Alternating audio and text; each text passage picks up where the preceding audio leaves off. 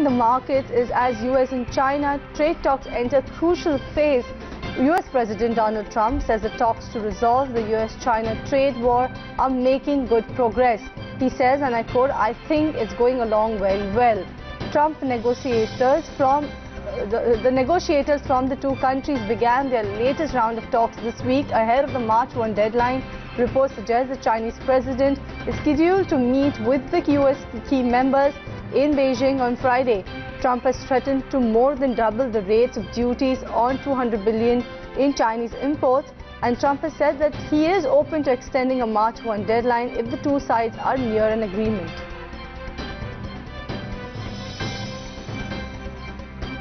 U.S. Treasury Secretary Steven Mnuchin says that the trade talks with China are progressing well as the world's two largest economies try to iron out an agreement to resolve their trade dispute. Mnuchin and U.S. Trade Representative are all set to hold talks on Thursday and Friday with Chinese Vice Premier, and Mnuchin also said that talks so far are good and 2 days ahead of talks allow too little time to resolve the war over China's technology ambitions. Meantime, Venezuelan oil company PDVSA is looking to double exports in India as U.S. sanctions continue to bite. U.S. sanctions designed to undercut financial support for Venezuelan President Nicolas Maduro.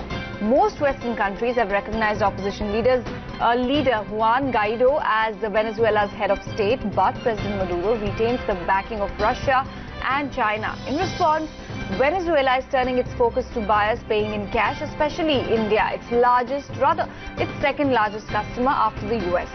Venezuela has sent its oil minister to India to convince refiners, including RIL and Nayara Energy, to double their purchases.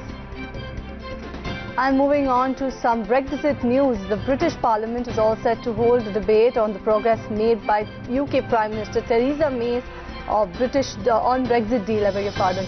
This may not be a rerun of the vote last month. However, lawmakers will be able to propose changes to the deal and try to take back control over the process. Remember, the European Union is unwilling to reopen negotiation talks.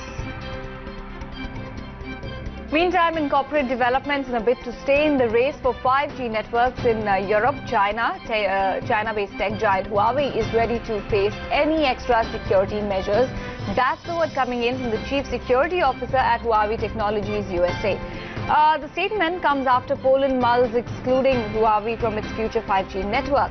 Huawei said it was ready to work with governments on any additional measures, such as testing the source codes for products which could be applied to all suppliers.